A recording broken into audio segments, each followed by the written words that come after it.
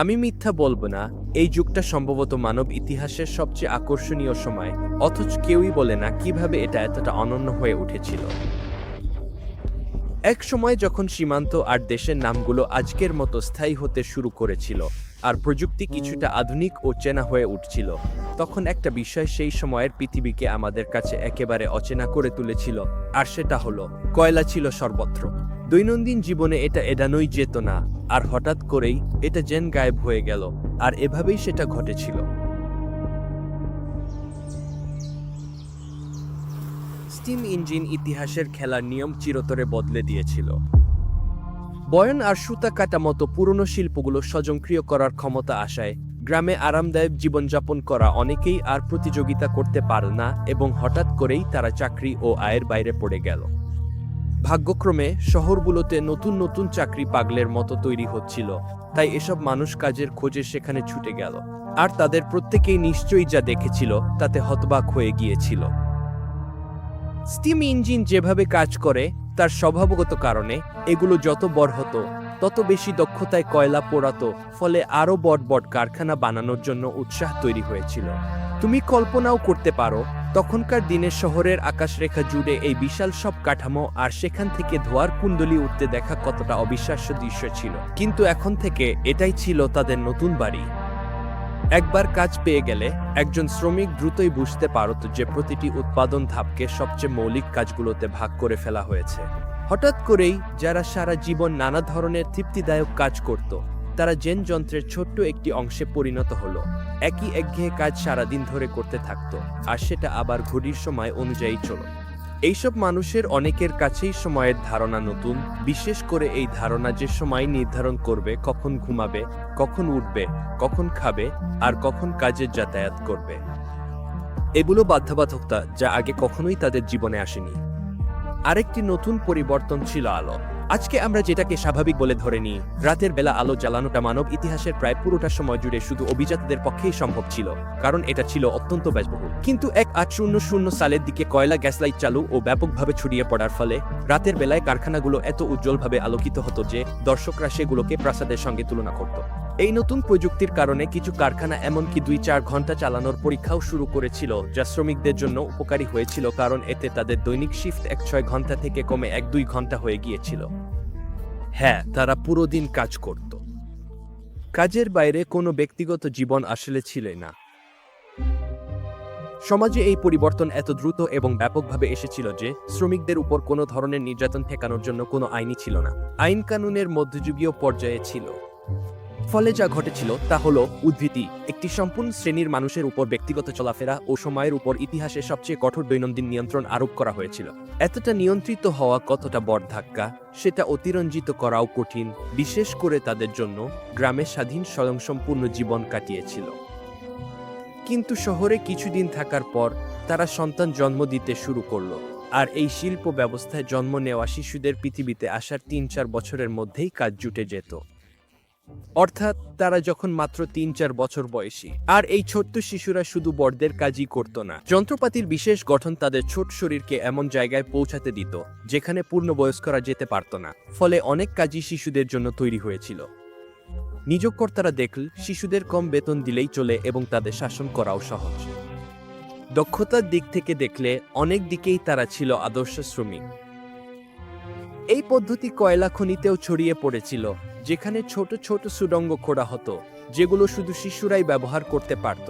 আর এই সুড়ঙ্গগুলিতে যে নির্যাতন হতো তা কারখানার শিশু শ্রমিকদের অবস্থা তুলনায় যেন রোদেলা দিন আর রংধনু। পরবর্তী উদ্ধৃতিটি এমন এক মানসিক চিত্র তৈরি করবে যা কোনো ভৌতিক সিনেমার মতো। শিকলে বাঁধা, বেল্টে আটকানো, কুকুরের মতো গাড়িতে জোতা, হাত পা দিয়ে হামাগুড়ি দিয়ে চলা, পেছনে ভারী বোঝা টেনে নিয়ে যাওয়া, কি অন্ধকারে একটি মশাল জ্বলত। খনির সুড়ঙ্গ ছোট ছিল যে তারা সোজা হয়ে দাঁড়াতেও পারত না। আপনি হয়তো ভাবছেন তাদের বাবা মা কেন তাদের এভাবে পাঠাতেন। আসলে যেসব বড়রা তাদের সন্তানদের কাজে পাঠাতেন তারা আর কিছু জানতেনই না। বিষয়টা হলো, মানব ইতিহাসে সবসময় শিশুরা কাজ করেছে, পরিবারের ছোটখাটো কাজে, যেমন খামারের কাজ বা কাপড় ধোয়ার মতো কাজে সাহায্য করত। আপনাকে বুঝতে হবে, তখন কোনো শিক্ষা ব্যবস্থা ছিল না যা শিশুদের কাজের জন্য প্রস্তুত করত। তারা কেবল কাজ করাই শুরু করত। কিন্তু এখন এই শিল্পায়িত জগতে সত্যিকার অর্থে অবদান রাখার একমাত্র উপায় নিয়োগকর্তার অধীনে কাজ করা। তাই বাড়িতে বসিয়ে রাখার বদলে তারা তাদের পাঠিয়ে দিত কারখানার ব্যবস্থায়, পুরোপুরি না বুঝেই যে তারা তাদের সন্তানদের কি ধরনের জীবন থেকে বঞ্চিত করছে। এই নতুন শ্রেণীর শিল্প শ্রমিক, যারা ছিল উপড়ে ফেলা এবং ঐতিহ্যবাদী, তাদের দেখে উচ্চবিত্তদের মধ্যে আতঙ্ক ছড়িয়ে পড়েছিল, যারা নিশ্চিত ছিল যে তারা এক নতুন জাতির উত্থান দেখছে।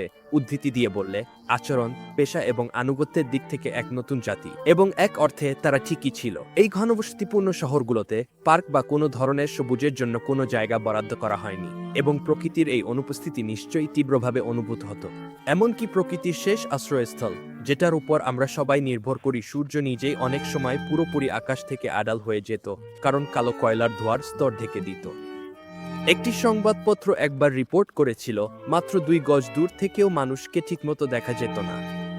কালো কয়লার ছাই একেবারে সবকিছু ঢেকে দিত, রাস্তা, ভবন, পোশাক, যার ফলে কোনো কিছুই পরিষ্কার রাখা প্রায় অসম্ভব হয়ে পড়ত, যদি না আপনি ধনী হতেন। সামনে কিছুই দেখা না গেলেও পৃথিবী আগের চেয়ে বেশি সংযুক্ত হয়ে উঠছিল, কারণ শিল্প যুগের আরেকটি বিস্ময়, স্টিম ইঞ্জিন, ব্রিটেনকে বদলে দিতে শুরু করেছিল। 1852 সালের মধ্যে পুরো দেশ জুড়ে 6,600 মাইল রেলপথ বিস্তৃত হয়ে গিয়েছিল। এখন মানুষ একদিনে এই বড় শহরের মধ্যে যাতায়াত করতে পারত, যা এক অবিশ্বাস্য অগ্রগতি। কিন্তু কিছু মানুষের কাছে তারা জানত এই জীবনে কিছু ভুল আছে, তাই তারা তাদের দিনযাপন করত একটি স্বপ্নের জন্য সঞ্চয় করে, একটি ওয়ান ওয়ে টিকিট এমন এক দেশে যাওয়ার জন্য যা একসময় ব্রিটিশ ক্রাউনের উপনিবেশ, এমন এক জায়গা যেখানে স্বাধীনতা আর অ্যাডভেঞ্চারের প্রতিশ্রুতি সমুদ্র পেরিয়ে পৌঁছাত, যুক্তরাষ্ট্র। আপনি কল্পনা করতে পারেন সেই ভয়াবহ, নিয়ন্ত্রিত, গাদাগাদি অবস্থায় থাকা মানুষের কাছে খোলা প্রকৃতি, অ্যাডভেঞ্চার আর স্বাধীনতা ভরা এক জায়গার প্রতিশ্রুতি কতটা আকর্ষণীয় শোনাত। তারা তাদের হারিয়ে যাওয়া জীবনে ফিরে যেতে পারবে। কিন্তু সেই ক্ষেত্রে একটা বড় সমস্যা ছিল। যখন রাজ্যগুলো আরও প্রতিষ্ঠিত হতে লাগল, তারা পশ্চিম দিকে সম্প্রসারণ চালিয়ে গেল।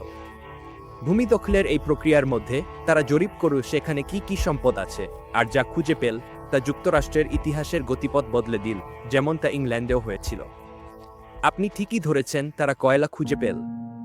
কয়লার খনি যেখানে ছিল, যুক্তরাষ্ট্রের শিল্প বিপ্লব শুরু হয়েছিল একটি ছোট্ট বাণিজ্যিক গ্রাম পিটসবার্গ থেকে, যা স্বাধীনতা যুদ্ধের সময় ক্রমশ বড় হতে থাকে। আর সেই যুদ্ধ শেষ হওয়ার 8 বছর পর 376 জন জনসংখ্যা নিয়ে শহরটি শিল্পোন্নতির এমন এক পর্যায়ে পৌঁছায়, যা বিশ্বের জায়গাতেই দেখা গিয়েছিল এর প্রথম দূষণ সংক্রান্ত অভিযোগ। বছরের মধ্যেই এটি জ্বালানি নির্ভর শিল্প যেমন কাঁচ ও লোহা তৈরির উৎপাদন কেন্দ্রে পরিণত হয়। 1817 সালের মধ্যে শহরটির জনসংখ্যা দাঁড়ায় 6,000 এবং সেখানে 250টিরও কারখানা ছিল। ব্রিটিশ শহরগুলোর মতোই দর্শনার্থীরা বলতে লাগল ধোঁয়া শহরটিকে মলিন করে তুলছে, সূর্যকে আড়াল করছে।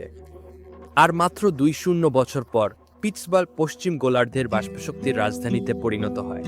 কিন্তু তখনও পর্যন্ত এই শিল্প বিপ্লবটি একা একাই ঘটছিল। যুক্তরাষ্ট্রের অন্যত্র বিপ্লবটি স্থগিত ছিল, কিন্তু সবকিছু বদলে যেতে চলেছিল, কারণ পূর্ব উপকূলের শহরগুলো ঠিক সেই একই সমস্যার মুখোমুখি হচ্ছিল, যেটা লন্ডন 2 শতাব্দী আগে হয়েছিল। তারা এত বেশি কাঠ পোড়াচ্ছিল যে গাছ ফুরিয়ে আসছিল, ফলে দাম বেড়ে যাচ্ছিল এবং কয়লা একটি কার্যকর বিকল্প হয়ে উঠছিল। কিন্তু একটা সমস্যা ছিল, পরিবহনের জন্য প্রয়োজনীয় অবকাঠামোই ছিল না। ইংল্যান্ডের মতো তারা উপকূল ধরে নৌকা চালিয়ে যেতে পারত না। সব কয়লাই ছিল স্থলভাগে, যেগুলো উপকূলে নিয়ে আসতে হতো। তাই তারা ইংরেজদের মতোই আরেকটি পথ বেছে নিল, যেটা ইংরেজরাও পরীক্ষা করেছিল, ক্যানাল। সারা দেশে ব্যাপক খনন প্রকল্প শুরু হলো, শহরগুলোর সঙ্গে সমৃদ্ধ কয়লার খনি সংযোগকারী পথ তৈরি করা হলো। আর একবার প্রযুক্তি চলে এলে আরেকটি ব্রিটিশ উদ্ভাবন দৃশ্যপটে আসে, রেলওয়ে। রেলওয়ে যত বেশি ব্যবহৃত হতে লাগল, কয়লা ব্যবসার সঙ্গে ঘনিষ্ঠভাবে জড়িয়ে পড়ল। অনেক সময় এ দুটিকে একক শিল্প হিসেবেই ধরা হতো। অবকাঠামো তৈরি হয়ে যাওয়ায় এইসব রুট ধরে শহর গড়ে উঠতে লাগল, যেমন Minersville, Newcastle, Port Carbon. Port Carbon শুরু হয়েছিল পরিবার নিয়ে, 1 বছরের মধ্যেই 900-র বেশি মানুষ বাস করতে শুরু করে। এ পর্যায়ে নির্দ্বিধায় বলা যায় সভ্যতার জন্য 2টি জিনিসই অপরিহার্য, কয়লা আর পানি। এবং এখন যেহেতু যুক্তরাষ্ট্রের প্রধান শহরগুলোতে এই দুইটি জিনিসই প্রচুর পরিমাণে পাওয়া যাচ্ছিল, পরবর্তী কয়েক দশক অর্থাৎ 1835 থেকে 1855 মধ্যে যুক্তরাষ্ট্র নিজেকে সেই একই পরিস্থিতিতে খুঁজে পেল যেখান থেকে এই ভিডিও শুরু। গ্রামাঞ্চল থেকে শিল্পনগরীগুলোতে ব্যাপক হারে গণঅভিবাসন শুরু হলো। এই পর্যায়ে এসে দেশটি এতটাই শিল্পায়িত হয়ে গিয়েছিল যে তারা এমন কিছু পণ্য উৎপাদন করছিল যা ইংরেজরাও প্রশংসা করত, কিন্তু এই অর্থনৈতিক সাফল্য পুরো দেশে সমানভাবে ছড়িয়ে পড়েনি। কয়লা ও এর সাথে সবকিছুই শিল্পোন্নত উত্তর ও কৃষিনির্ভর দক্ষিণের মধ্যে প্রকট অর্থনৈতিক বিভাজনকে তুলেছিল, যেখানে দক্ষিণ দাসনির্ভর রপ্তানিমুখী প্ল্যান্টেশনের উপর নির্ভরশীল ছিল। এই টানাপোড়েন শেষ পর্যন্ত গৃহযুদ্ধের রূপ নেয়। এখানেই আমরা প্রথমবারের মতো কয়লা চালিত একটি যুদ্ধের ঝলক দেখতে পাই। রেলপথগুলো সামরিক ব্যবহারের জন্য অধিগ্রহণ করা হয়, যার ফলে সামনে সারিতে নিরবচ্ছিন্নভাবে সৈন্য ও গোলাবারুদ পাঠানো সম্ভব হয়, এবং এর ফলে যুদ্ধগুলো আরও বড় ও রক্তক্ষয়ী হয়ে ওঠে। বৃহৎ আকারের লৌহশিল্পের সাধারণ ব্যবহারে নতুন জাহাজ আয়রনক্ল্যাড যুদ্ধক্ষেত্রে পরীক্ষার সুযোগ তৈরি হয়। এটি ছিল যুদ্ধক্ষেত্রে শিল্পগত সুবিধা কতটা নির্ধারক তার এক দৃষ্টান্ত। উত্তরের ছিল 1.0 গুণ বেশি কারখানা উৎপাদন, 3.2 গুণ বেশি আগ্নেয়াস্ত্র উৎপাদন এবং কয়লার ক্ষেত্রে বিশাল 3:8 অনুপাতের সুবিধা। সবকিছুই যেন স্পষ্ট হয়ে গিয়েছিল। সংঘাতের শেষে 6 লাখ আমেরিকান মারা যাবে, যা মানব ইতিহাসের সবচেয়ে প্রাণঘাতী গৃহযুদ্ধ, এবং সেটাই ছিল সামনে যা আসতে চলেছে তার কেবল শুরু। গৃহযুদ্ধের পরবর্তী সময়ে যুক্তরাষ্ট্র জাতি হিসেবে এগিয়ে যেতে থাকে, আরও বেশি খনন করতে থাকে, এবং একসময় নিজেই কয়লার রাজা ব্রিটেনকে ছাড়িয়ে যায় ও সিংহাসনচ্যুত করে। 1890 এর দশকে এসে যুক্তরাষ্ট্র পৃথিবীর সবচেয়ে বড় কয়লা উৎপাদনকারী দেশে পরিণত হয়। আর 1900 সালের মধ্যে এই ব্যবধান এতটাই বেড়ে যায় যে কয়লা দেশের অর্থনৈতিক শক্তির মূল ভিত্তি হয়ে দাঁড়ায়। আর কয়লা উৎপাদনে ব্রিটেনের ঠিক নিচেই, অর্থাৎ বিশ্বের 3য় স্থানে ছিল একটি নতুন শিল্পশক্তি, জার্মানি। কিন্তু কিছু মানুষ তখন বিরক্ত হতে শুরু করেছিল। পরবর্তী দশক জুড়ে কয়লা নিয়ে সবচেয়ে বড় ঘটনা ছিল দূষণ মোকাবিলার প্রাথমিক একটি আন্দোলন। এটা মোটেও সেই কারণে ছিল না যেটা আপনি ভাবতে পারেন। 1842 সালে একটি বিস্ফোরক প্রতিবেদন প্রকাশ পায়, যেখানে দেখা যায় ম্যানচেস্টারের শ্রমজীবী শ্রেণীর শিশুদের 5 বছর বয়সের আগেই মৃত্যুর সম্ভাবনা 5-7%-এরও বেশি, ফলে গড় আয়ু দাঁড়ায় মাত্র 1-7 বছর। এটা কতটা ভয়াবহ ছিল তা বোঝাতে গ্রামাঞ্চলের দরিদ্রদের গড় আয়ু ছিল 3-8 বছর। এটা দ্বিগুণেরও বেশি। এখন স্পষ্ট হয়ে গিয়েছিল শহুরে জীবনের কিছু একটা মানুষের মৃত্যু ঘটাচ্ছে, বিশেষ করে দরিদ্রদের। কিন্তু সমাজ তখনও বেশিরভাগটাই অস্বীকার করছিল। শহরের ধোঁয়াকে তখন মানব সভ্যতার একটি বৈশিষ্ট্য হিসেবে দেখা হতো। এছাড়া জীবন কল্পনাই করা যেত না। কিছু তত্ত্ব ছিল যে সূর্যালোকের অভাবেই এই মৃত্যুগুলো ঘটছে, কিন্তু তখনকার আদিম পরিমাপের উপায়ে কোনো কারণগত সম্পর্ক স্থাপন করা যায়নি।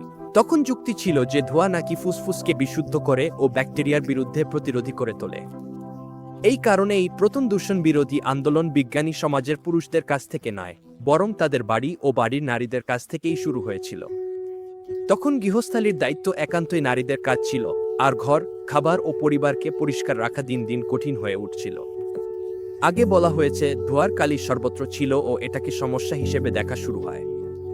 শীঘ্রই নারীরা দল গঠন করতে শুরু করলেন ও এই বিষয়ে সরব হলেন, যার ফলে শুরু হলো যেটি মিউনিসিপাল হাউসকিপিং মুভমেন্ট নামে পরিচিত হয়।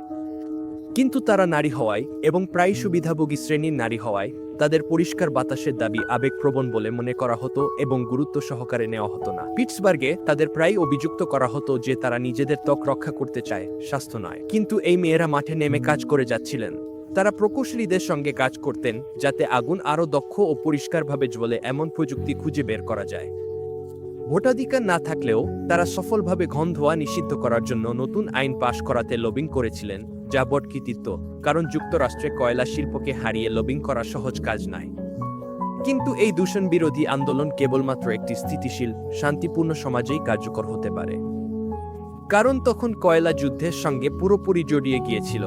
তাই যদি কোনো বড় আকারে যুদ্ধ শুরু হতো, তাহলে এই সব উচ্চাকাঙ্ক্ষী লক্ষ্যগুলো একপাশে সরিয়ে রাখতে হতো, আর ঠিক সেটাই ঘটেছিল। 1914 সালে একটি যুদ্ধ শুরু হয়। প্রথমে মনে করা হয়েছিল এটা কেবল আরেকটি বলকান যুদ্ধ হবে, কিন্তু মাত্র কয়েক মাসের মধ্যেই এটি একেবারে অচেনা কিছুতে রূপ নেয়, মানব ইতিহাসের লিখিত নথিতে যা আগে কখনো দেখা যায়নি। একটি বিশ্বযুদ্ধ। কারখানা ভিত্তিক দক্ষতা নির্ভর ব্যবস্থার সঙ্গে সামঞ্জস্য রেখে নেপোলিয়নিক যুগের রঙিন ইউনিফর্মগুলো আনুষ্ঠানিকভাবে অতীতের বিষয় হয়ে গিয়েছিল। জার্মান ইউনিটগুলো ধূসর সারিতে ফ্রান্স ও রাশিয়ায় অগ্রসর হয়, পথে রেললাইন নির্মাণ করতে করতে শত্রু ভূখণ্ডের গভীরে ঢুকে পড়ে। আমেরিকান সিভিল ওয়ারের লৌহবর্মী যুদ্ধজাহাজগুলো নৌবাহিনীকে আধুনিকায়নের জন্য বাধ্য করেছিল এবং ধাতব জাহাজ নির্মাণে এগিয়ে নিয়ে গিয়েছিল, যার চূড়ান্ত রূপ বিশাল ড্রেডেন্ট শ্রেণীর যুদ্ধজাহাজ। মেশিনগানগুলো যুদ্ধক্ষেত্রে গুরুত্বপূর্ণ ভূমিকা নিতে শুরু করল এবং কামানের আকার, পাল্লা ও ক্যালিবার বেড়ে গেল, যার চূড়ান্ত রূপ কাদা, গুলি আর কাঁটাতারের এক মাংস কাটা যন্ত্র। পরবর্তীতে অর্থনীতিবিদ জন মেনার্ড কেইনস বলেছিলেন, জার্মান সাম্রাজ্য রক্ত ও লোহা নয়, বরং কয়লা ও লোহাতেই সত্যিকার অর্থে গড়ে উঠেছিল, এবং এর পেছনে খুব নির্দিষ্ট একটি কারণ রয়েছে। কয়লা শুধু জ্বালানি উৎপাদন ও পরিবহনেই ব্যবহৃত হয়নি, এর হাইড্রোকার্বনগুলো রাসায়নিক শিল্পের একটি বড় অংশে ব্যবহৃত হতো। যুদ্ধক্ষেত্রের সবচেয়ে প্রাণঘাতী অস্ত্রগুলো ছিল পুরোপুরি কজলাজাত পণ্য, ঠিক যেমন হাসপাতালগুলোতে লক্ষ লক্ষ সৈন্যের চিকিৎসায় ব্যবহৃত অনেক ওষুধ ও জীবাণুনাশকও কয়লা থেকেই তৈরি হতো। মানব ইতিহাসে প্রথম বিশ্বযুদ্ধ ছিল কয়লার ওপর সবচেয়ে বেশি নির্ভরশীল যুদ্ধ।